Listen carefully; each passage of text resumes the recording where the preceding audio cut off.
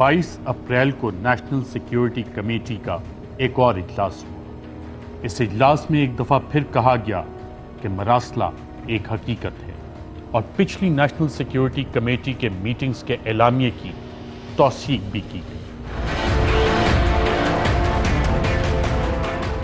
National security committee کی 2 meetings, 2 مختلف وزیر اعظم، اور نتیجہ ایک ہی۔ یہ سلسلہ شروع ہوا مارچ کے آخری ہفتے میں۔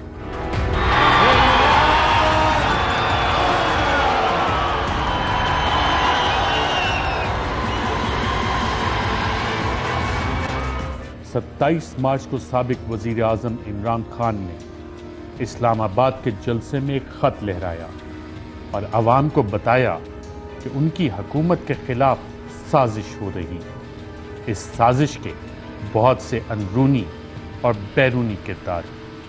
ہمارے ملک میں باہر سے پیسے کی مدد سے حکومت تبدیل کرنے کی کوشش کی جا رہی ہے۔ پیسہ باہر سے لوگ ہمارے استعمال ہو رہے ہیں۔ ہمیں پتا ہے کہ کن کن جگہوں سے باہر سے ہم پہ دباؤ ڈالنے کی کوشش کی جا رہی ہے۔ کہہ رہے ہیں کہ ہمارے ملکی مفاد میں، لیکن لکھ کے ہمیں دھمکی دی گئی ہے۔ میں الزامات نہیں لگا رہا، میرے پاس جو یہ خط ہے یہ ثبوت ہے۔ میں اپنی قوم کو بھی کہہ رہا ہوں، اپنے میڈیا کو بھی کہہ رہا ہوں کہ ہم کتنی دیر اس طرح گزارا کریں گے؟ دھمکیاں مل رہی ہیں۔ اس کے بعد پاکستان میں رجیم چینج آپریشن کامیاب ہو گیا۔ امریکہ کی جانب سے نئی حکومت کو خوش آمدید کہا گیا۔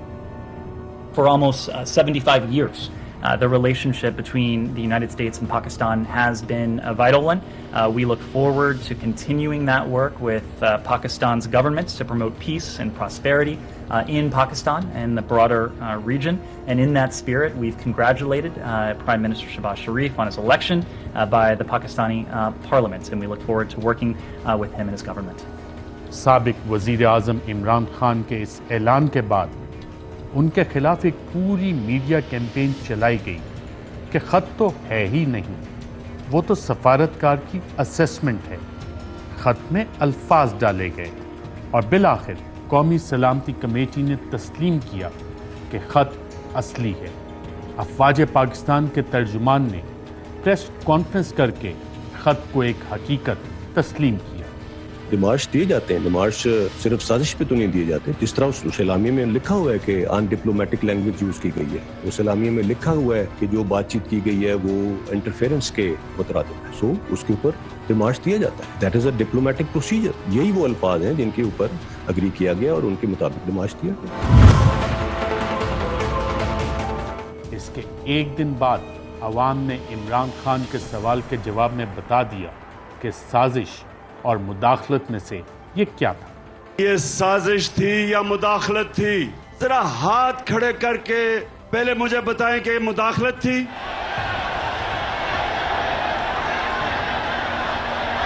اور آپ وہ بتائیں کہ یہ سازش تھی۔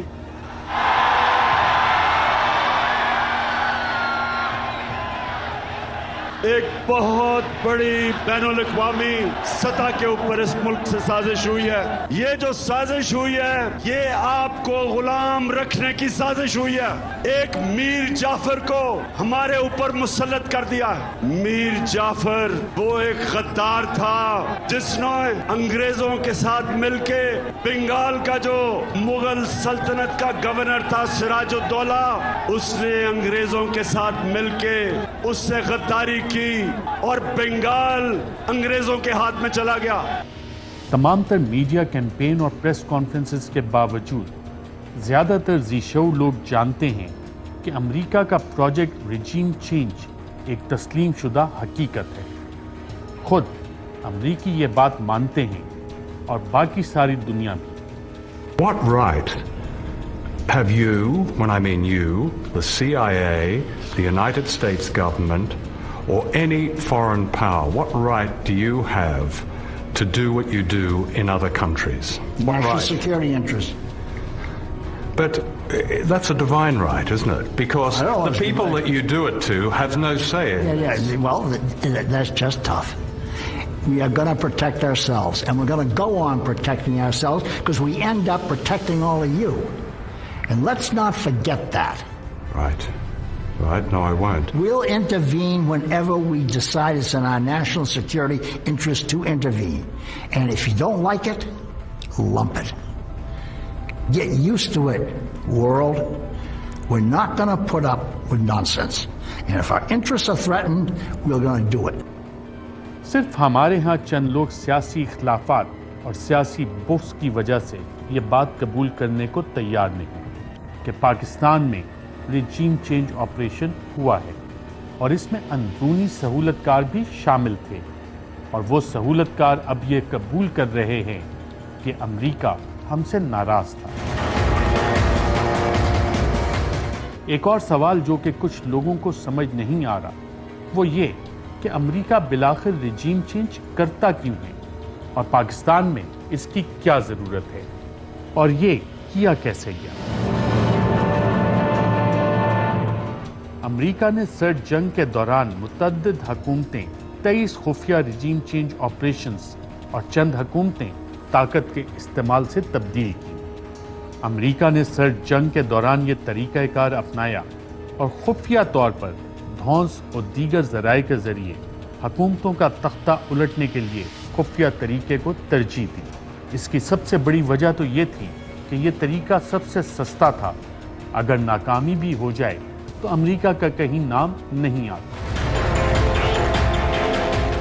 1949 के एक अमेरिकी कौमी सलामती काउंसिल के मेमो में उस वक्त के रिजीम चेंज का मकसद भी दर्ज था, जिसके मुताबिक अमेरिका का बड़ा मकसद था कि जंग के बगैर तमाम मशरकी यूरोप की सैटेलाइट स्टेट से सोवियत यूनियन का असर रसूख ख़त्म हो जाए और वो हमारे ज़ेर असर आ जाए। इसी तरह 1951 का अमेरिकी जॉइंट चीफ ऑफ स्टाफ की जानिब से अमेरिकी सेक्रेटरी दिफा को भेजा गया मेमो बताता है कि इस वक्त अमेरिका रिजीम चेंज की पॉलिसी पर क्यों चल रहा है। इस मेमो के मुताबिक इस पॉलिसी का मकसद था कि ऐसी हुकूमतें लाई जाएं जो कि क्रेमलिन के ज़ेर साया ना हो। मेमो में यह भी बताया गया कि ये एक्शन इसलिए ज़रूरी है कि रूस की तवज्जो हम पर मरकूज रहे। हम रूस को परेशान करने में भी कामयाब होंगे और सोवियत यूनियन को जवाबी एक्शन करने के लिए सरमाया और बजट खर्च करना होगा। इस तरह सोवियत ब्लॉक को तोड़ने से अमेरिका की मिलिट्री ताकत में ज़्यादा इजाफा होगा और जंग की सूरत में स्ट्रैटेजिक ज़मीन भी हासिल होगी। अमेरिका की ये पॉलिसी दूसरी जंग अजीम के बाद की है और अमेरिका आज भी ये पॉलिसी कामयाबी से चला रहा है। 1954 के अमेरिकी नेशनल सिक्योरिटी काउंसिल के मेमो के मुताबिक इसमें एनएससी की जानिब से वार्निंग भी दी गई थी कि अगर अमेरिका इस रिजीम चेंज पॉलिसी में नाकाम हो गया तो रूस अमेरिका को सर्द जंग के तरीकों से दुनिया में तन्हा कर देगा और दुनिया के आज़ाद खारजा पॉलिसी अपनाने वाले ममालिक रूस की जानिब माइल हो सकते हैं।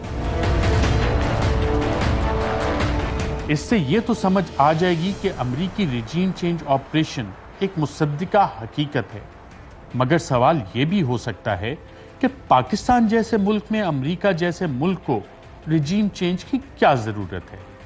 जैसा कि शहबाज शरीफ ने बोला, हम तो भिखारी हैं। Beggars can't be choosers. Please understand that. और ख्वाजा आसिफ ने बताया कि हम तो वेंटिलेटर पर हैं। ऑलरेडी जो माशी हालात जो है हमारे इंतहाई मखदूश हैं। ये सारे वेंटिलेटर जो है ना ये लगे हुए हैं अमेरिका की मर्जी से लगे हुए हैं। अमेरिका चाहे तो ये सारे के सारे जो हमें जो इस वक्त ड्रिप्स लगी हुई हैं या वेंटिलेटर लगे हुए हैं सारे के सारे ऑफ हो जाते हैं। तो हमें तल्लुकात उनके साथ जरूर रखने चाहिए। अब इसको समझने के लिए कि पाकिस्तान के खिलाफ अमेरिका ऐसा क्यों करेगा, ये जानना जरूरी है कि अमेरिकी रिजीम चेंज ऑपरेशन 3 तरह का होता है: ऑफेंसिव, प्रिवेंटिव और हेजिमोनिक। और आज का पाकिस्तान अमेरिका के लिए इन तीनों ऑपरेशंस पर फिट आता है। سب سے پہلے بات کرتے ہیں اس آپشن کی جس کو اوفینسو ریجیم چینج آپریشن کہا جاتا ہے۔ پاکستان اس وقت امریکہ کے سب سے بڑے معاشی چیلنجر چین کا قریبی اتحادی ہے۔ چین پاکستان میں سی پیک منصوبے پر کام بھی کر رہا ہے۔ امریکی صدر جو بائیڈن یہ بھی کہہ چکے ہیں کہ چین کو روکنا امریکہ کے لیے بے حد ضروری ہے اور کسی بھی طرح چین کو آگے بڑھنے سے روکنا ہوگا۔ You know, we must prepare together for long-term strategic competition with China. Competition with China is going to be stiff. That's what I expect. We have to push back against the Chinese government's economic abuses and coercion that undercut the foundations of the international economic system. سابق وزیر اعظم چین کے ساتھ روابط بڑھاتے رہے اور مختلف دورے بھی کیے، تو چین کے ساتھ بڑھتے روابط اور چین کی مدد کرنے پر تو اوفینسو اسٹریٹجی بنتی ہی ہے۔ اور پھر امریکہ کا سیکیورٹی پارٹنر بھارت، جس کے ذریعے امریکہ نے چین پر نظر رکھنی ہے، اس کو بھی تو عمران خان نے اوقات یاد دلائی اور 27 فروری کو ان کا طیارہ گرا کر بھارت کو منہ توڑ جواب دیا تھا۔ تو پھر پاکستان جو کہ پہلے ہی چین کے قریب ترین ملک میں شامل ہے، تو اس پر اوفینسو ریجیم چینج آپریشن کے ایکشن کا جواز تو بنتا ہے۔ امریکہ جس دوسری وجہ سے ریجیم چینج کرتا ہے وہ پریونٹیو آپریشنز ہیں، یعنی کچھ ہونے سے پہلے ہی معاملات قابو کرنے کی کوشش۔ اور امریکہ کو پاکستان کو بالکل قابو کرنے کی ضرورت تھی، اس سے پہلے کہ بہت دیر ہو جاتی۔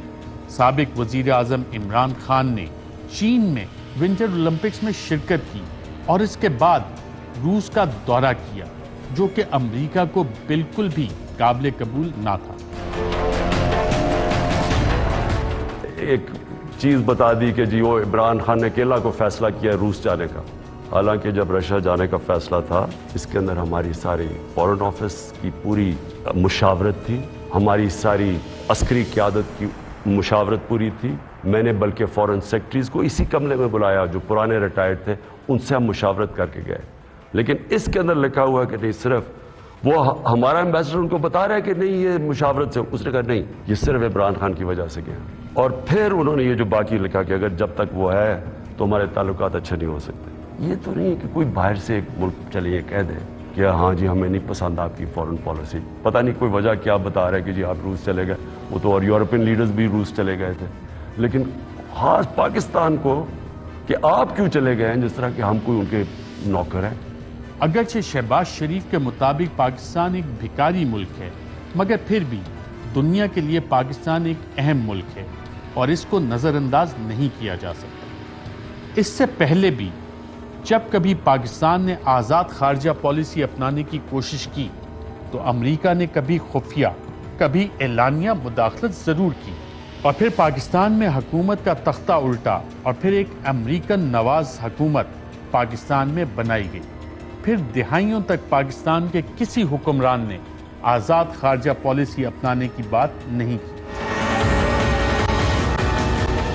پاکستان کے پہلے وزیر اعظم لیاقت علی خان نے جب بالآخر روس کا دورہ کرنے کی حامی بھری تو اس دورے سے 2 ہفتے قبل ان کو قتل کر دیا گیا۔ اس وقت یہ کوورٹ آپریشن تھا، کسی کو قاتل کا نام نہیں پتا چلا۔ We will fight. We'll go back and fight. My country hearkens for me. Why should I waste my time here in the Security Council? I will not be a party to the ignominious surrender of part of my country. You can take your Security Council. Here you are. I am going. Zulfiqar Ali Bhutto Pakistan کے وہ دوسرے وزیر اعظم تھے جنہوں نے آزاد خارجہ policy اپنانے کی کوشش کی۔ انہوں نے بھی روس کے ساتھ تعلقات بحال کرنے کی کوشش کی، مگر ان کو بھی امریکی ریجیم چینج آپریشن کا سامنا کرنا پڑا۔ ذوالفقار علی بھٹو نے مگر اس ریجیم چینج کا بھانڈا پھوڑا اور دنیا کو امریکی وزیر خارجہ ہنری کسنجر کی جانب سے دی گئی دھمکی اور دھمکی آمیز خط کے بارے میں عوام کو بتایا۔ میں ایک منصفانہ فیصلے کی تلاش میں ہوں. میں اس فیصلے کی تلاش میں ہوں جس میں پاکستان کی سالمیت مضبوط ہو, جس میں پاکستان کی حاکمیت کو کوئی خطرہ نہ پہنچے, جس میں بیرونی مداخلت نہ ہو. میں اس مسئلے کے سرچ میں ہوں. اگر کسنجر صاحب ایک معمولی بات پر استعفا کا دھمکی دے سکتے ہیں تو میں استعفا کی دھمکی نہیں دے سکتا ہوں. میں بھی کہہ سکتا ہوں کہ رکھو چلو, کیا گالی مجھے ملے تو سب میرے خلاف ہو, مقصد میرے خلاف ہو. کیوں مجھ سے کون سی کوتاہی ہوئی ہے؟ میں نے ملک کو بچانے کی کوشش کی ہے. عقیدہ ہے میرا پاکستان کی, اس لیے آپ کہتے ہیں کہ اس کو ہٹاؤ, اس کو مارو. مجھے معلوم ہے کہ کابل میں کیا باتیں ہو رہی ہیں, مجھے معلوم ہے کابل کی مسکو میں کیا باتیں, مجھے معلوم ہے کہ ہندوستان کا دھماکہ جو ایٹمی دھماکہ کی صورت میں ہوا ہے بیرونی سازش سے, اندرونی سازش. مگر پھر اس کے بعد ہوا کیا وہ بھی سب نے دیکھا. ذوالفقار علی بھٹو اپنی تمام تر کوشش کے باوجود سازش سے نہ بچ سکے. ذوالفقار علی بھٹو کی حکومت کا تختہ الٹا گیا اور بالآخر ایک ایسے کیس میں بھٹو کو پھانسی دے دی گئی جسے آج بھی لوگ عدالتی قتل قرار دیتے ہیں. اس کے بعد پاکستان پھر سے امریکی کیمپ میں واپس آ گیا. تاریخ گواہ ہے کہ دہائیوں تک کسی حکمران بشمول ملٹری ڈکٹیٹرز نے آزاد خارجہ پالیسی کے بارے میں سوچا تک نہیں. ریجیم چینج کا امریکہ کا تیسرا ماڈل ہے ہیجمونک آپریشنز, یعنی اپنی بالادستی قائم رکھنے کے لیے ریجیم چینج کرنا. اس صدی کو ایشیا کی صدی کہا جا رہا ہے. تجزیہ کاروں کا کہنا ہے کہ اب ایشیا کے اوپر آنے اور سپر پاور بننے کی باری ہے. میں روس اس لیے گیا, ایک پاکستان میں گیس ختم ہو رہی ہے, ہم نے اسے گیس کا کانٹریکٹ کرنا تھا. روس ہمیں تیل 30% کم قیمت پہ دے رہا تھا. اس کے علاوہ ہمیں 20 لاکھ ٹن گندم امپورٹ کرنی تھی روس سے, وہ بھی ہمیں 30% کم قیمت پہ دے رہے تھے. ایسے وقت میں جب چین دنیا کی ابھرتی ہوئی معاشی سپر پاور ہے تو اس خطے میں امریکہ کو زیادہ سے زیادہ ممالک اپنے زیر اثر اور زیر سایہ چاہیے ہیں. کیا سابق وزیر اعظم کا ایبسولوٹلی ناٹ کہنا امریکہ کی توہین تھی؟ سابق وزیر اعظم عمران خان جب سے سیاست میں آئے خودداری کا نعرہ لگاتے رہے. کبھی ہم نے پاکستان کو کبھی کسی کی غلامی نہیں کرنے دینا, نہ آج تک عمران خان کسی کے سامنے جھکا ہے. جب تک میرے میں خون ہے میں اپنی قوم کو کسی کے سامنے جھکنے نہیں دوں گا. ڈرون حملوں پر اپنا واضح موقف رکھتے رہے. ہمارے ملک میں 2008 سے لے کے 2018 تک 400 سے زیادہ ڈرون اٹیکس کیے. اس ملک نے جس کے لیے ہم جنگ لڑ رہے تھے, لندن میں ایک ہمارا دہشت گرد بیٹھا ہے 30 سالوں سے, آپ ہمیں اجازت دیں گے کہ ہم ڈرون اٹیک کر کے اس کو لندن میں مار دیں؟ اور اگر آپ اجازت نہیں دیں گے تو کیا ہم آپ کے کمی ہیں کہ آپ یہاں کے ڈرون اٹیکس مار رہے ہیں؟ عمران خان کا ایک موقف یہ بھی رہا کہ ہمیں کسی کی جنگ میں شریک نہیں ہونا چاہیے اور صرف امن کے ساتھی بن کے رہنا ہے. میں ہمیشہ سمجھتا ہوں کہ پاکستان کو سب سے دوستی کرنی چاہیے. کسی ملک کے میں خلاف نہیں ہوں, لیکن میں کسی ملک کو یہ اجازت نہیں دوں گا کہ میری قوم کے مفادات کے خلاف وہ کوئی کارروائی کرے. شاید اسی لیے جب ایک انٹرویو میں امریکہ کو پاکستان میں اڈے دینے سے متعلق سوال کیا گیا تو ان کا جواب تھا, Will you allow the American government to have CIA here in Pakistan? Absolutely not. There's no way we're going to allow any sort of action from Pakistani territory into Afghanistan. Absolutely not. اور شاید یہی وہ لمحہ تھا جب امریکہ کو عمران خان کے بارے میں سوچنا پڑا, کیونکہ اس سے چند دن پہلے خبریں چھپ چکی تھیں کہ امریکہ پاکستان سے اڈے مانگ رہا ہے اور پاکستان شاید مان بھی جائے. پھر امریکی قومی سلامتی کے مشیر نے بھی سوال کا جواب دیتے ہوئے کنفرم کیا کہ جی ہاں, ہم پاکستان سے اڈے حاصل کر رہے ہیں. Would the United States like to have a drone base in Pakistan? So I'm not going to get into the details of our negotiations with Pakistan. I will only say this. We have had constructive discussions in the military, intelligence, and diplomatic channels with Pakistan about the future of America's capabilities to ensure that Afghanistan never again becomes a base from which Al-Qaeda or ISIS or any other terrorist group can attack the United States. But in terms of the specifics of what that will look like, that will have to remain in those private channels as we work through them. अमरीकी सदर जो Biden ने भी publicly Pakistan से अड्डे हासिल करने की ख्वाहिश का इजहार किया और दबाव डालने का अंदिया भी दिया. The point is that it's a counter-terrorism strategy. We can prevent the United States from being the victim of terror coming out of Afghanistan by providing for bases, insist the Pakistanis provide bases for us to airlift from and to move against what we know. We don't need those troops there. I would bring them home. तो अगर अमरीकी सदर और अमरीकी मुशीर बराए कौमी सलामती publicly अड्डे मांग रहे हैं तो अमरीका समझ रहा था कि पाकिस्तान को अड्डे दे देने चाहिए. इससे पहले भी तो पाकिस्तान ने अमरीका को अड्डे फराहम किए, तो अब इनकार क्यों? अमरीकी अखबारात ने भी खबरें लगाईं कि जनाब अड्डों की डील हो गई है, मगर इमरान खान ने इंटरव्यू में सीधा कह दिया absolutely not. Absolutely not. Tehreek Insaf के कुछ मेंबरान का कहना है कि जिस दिन इमरान खान ने इंटरव्यू में अड्डों के बारे में कहा कि एब्सोल्युटली नॉट, उसी वक्त हमें ये अंदाजा हो गया था कि अब अमेरिका हमारे खिलाफ हो जाएगा और फिर वहां से इमरान खान हुकूमत के लिए हालात खराब होते चले गए.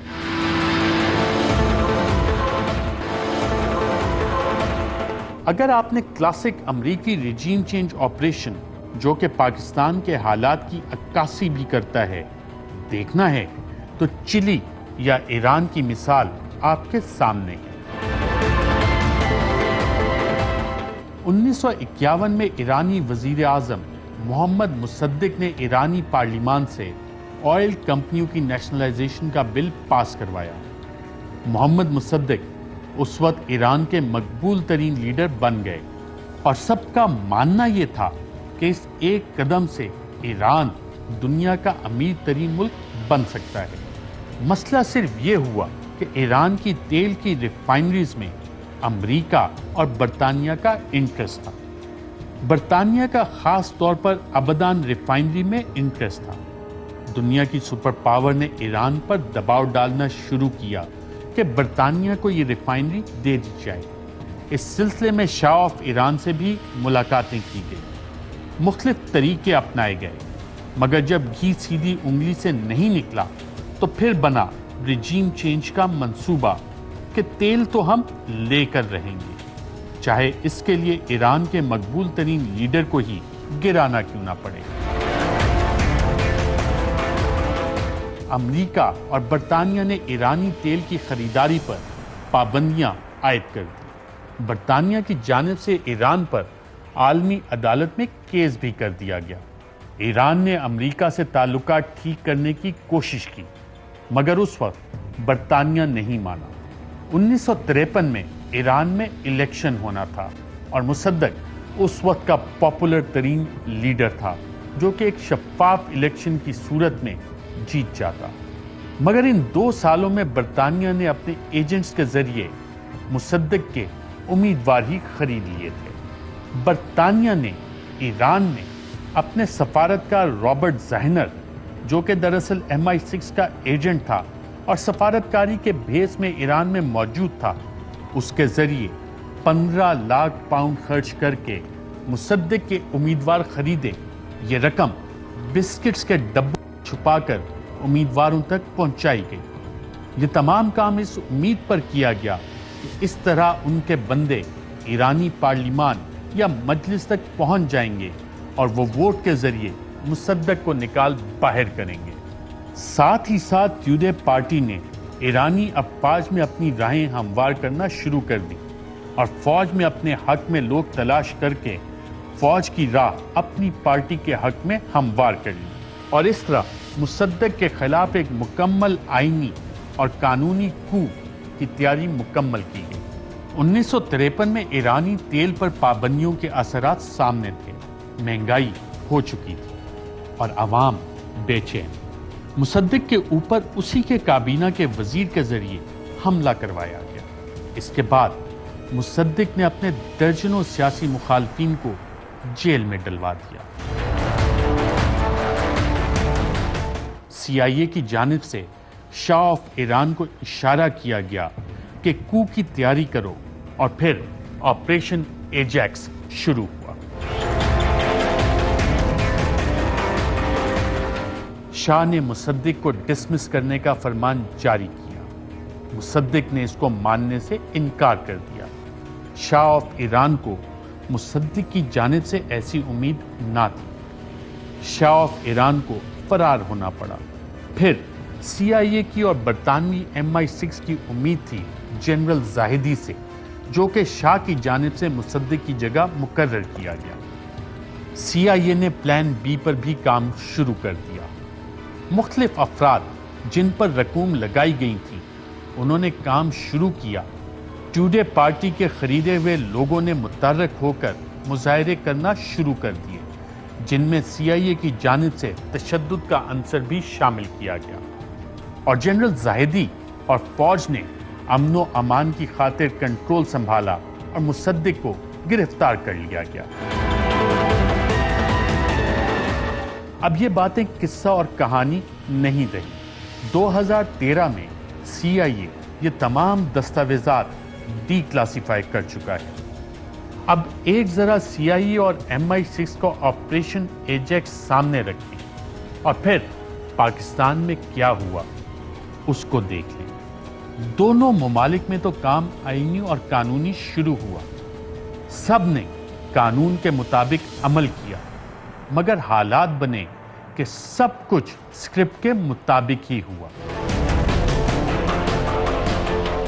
اب آ جاتے ہیں چلی کی جانب۔ 2011 میں ہونے والے ڈی کلاسیفائڈ دستاویزات سے اب تو یہ بات تسلیم شدہ ہے کہ امریکہ نے چلی میں بھی ریجیم چینج آپریشن کیا، مگر چلی میں طریقہ کار کیا اپنایا گیا؟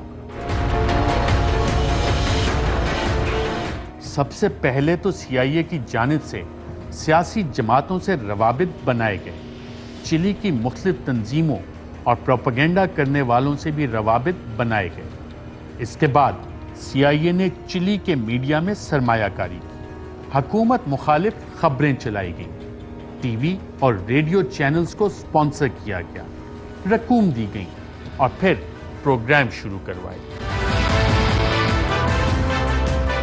ایک جانب میڈیا کو استعمال کر کے اور پیسہ لگا کر فیک نیوز کا بازار گرم کیا گیا، دوسری جانب حکومت مخالف سیاستدانوں کو اکٹھا کیا گیا۔ چلی کے مقامی میڈیا کے علاوہ عالمی میڈیا کو بھی استعمال کیا گیا اور چلی حکومت مخالف خبریں وہاں بھی چلوائی گئیں۔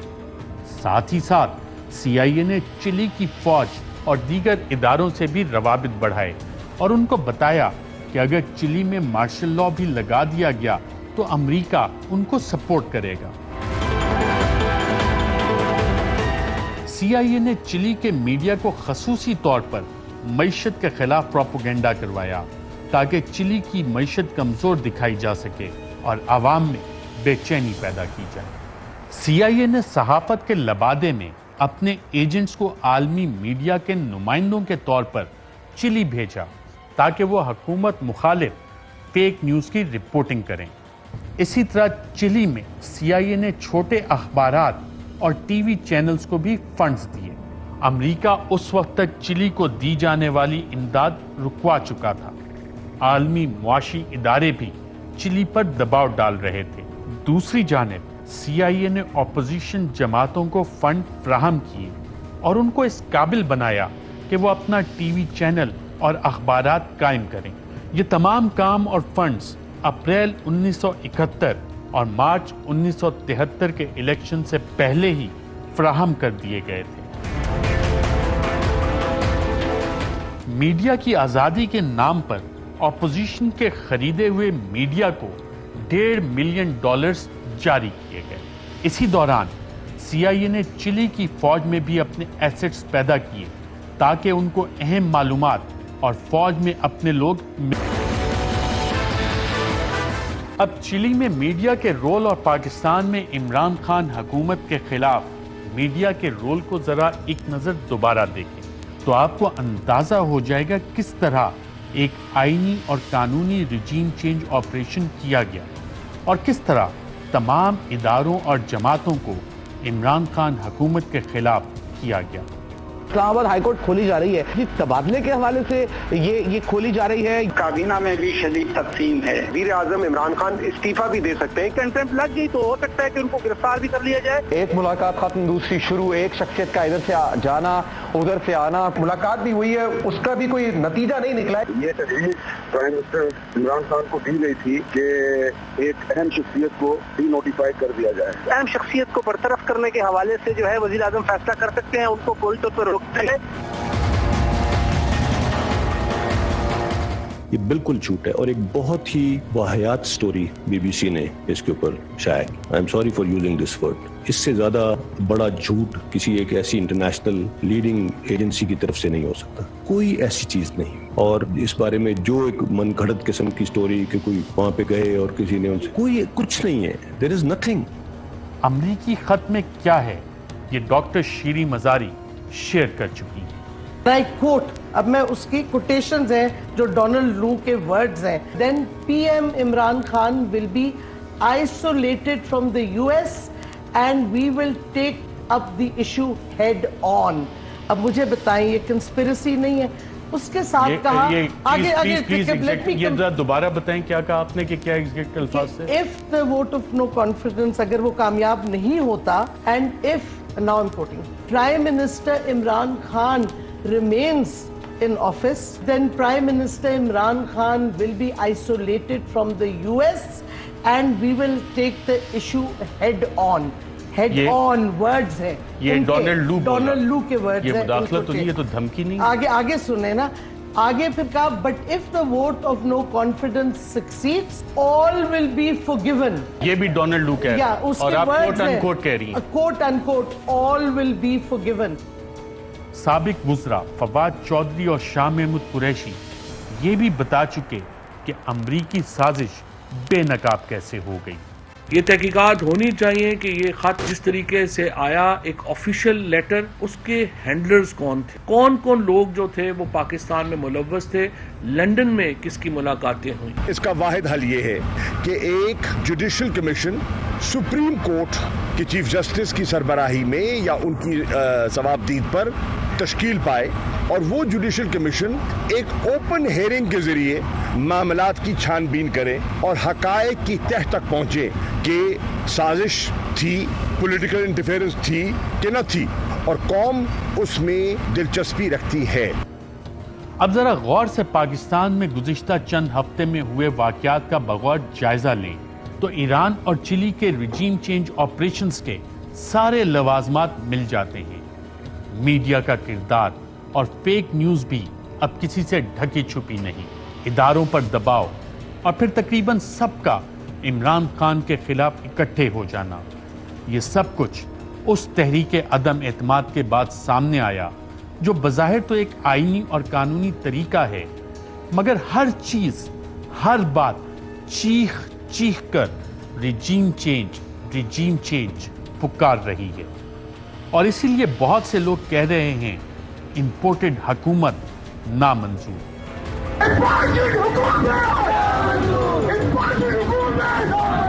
امپورٹڈ حکومت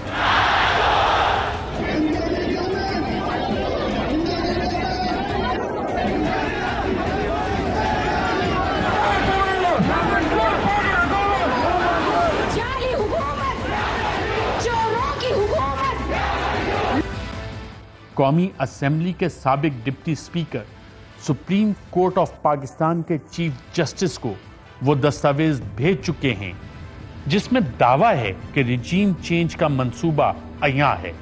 تحریک انصاف کا مطالبہ ہے کہ ایک جوڈیشل کمیشن بنایا جائے جو کھلی عدالت میں سماعت کرے۔ میں اب چاہتا ہوں کہ سپریم کورٹ کے اندر اوپن ہیئرنگ ہو اس کے اوپر. ہم کوئی کیمرہ ہیئرنگ نہیں مانگتے, ہم اوپن ہیئرنگ مانگتے ہیں. ہماری آزادی کے خلاف یہ اتنی بڑی واردات کی گئی ہے جو کہ ان کی حکومت نے بھی اب ثابت کر دیا. اس لیے میں آج اپنے سپریم کورٹ کو کہتا ہوں کہ آپ کی اوپن اس کی ہیئرنگ کریں. اگر آپ نے یہ نہ کی, کوئی پاکستان کا پرائم منسٹر دھمکیوں کے سامنے کھڑا نہیں ہوگا. بیرونی جب دباؤ آئے گا وہ ہاتھ کھڑے کر دے گا. اہم ترین خبریں اب ایک کلک کی دوری پر. آپ کے پسندیدہ ٹاک شوز ہوں یا اہم ملکی یا غیر ملکی شخصیات کی نیوز کانفرنسز, ہر لمحہ باخبر رہنے کے لیے سبسکرائب کریں ہمارا یوٹیوب چینل. موسم کی صورتحال ہو یا کھیل کے میدان سے خبریں, اپنے موبائل فون سے ملکی اور بین الاقوامی اہم خبروں تک رسائی کے لیے ڈاؤن لوڈ کیجیے موبائل ایپ. باوثوق ذرائع سے مصدقہ خبروں, تجزیوں اور تبصروں سے مستفید ہونے کے لیے وزٹ کیجیے پاکستان کی سب سے بڑی نیوز ویب سائٹ www.arYnews.tv. ان سب کے علاوہ پاکستان کا سب سے بڑا فیس بک پیج ہو, سب سے بڑا نیوز انسٹاگرام اکاؤنٹ یا پھر ٹویٹر, ARY نیوز پہنچا رہا ہے خبریں سب سے پہلے آپ تک, تاکہ آپ رہیں ہر لمحہ باخبر.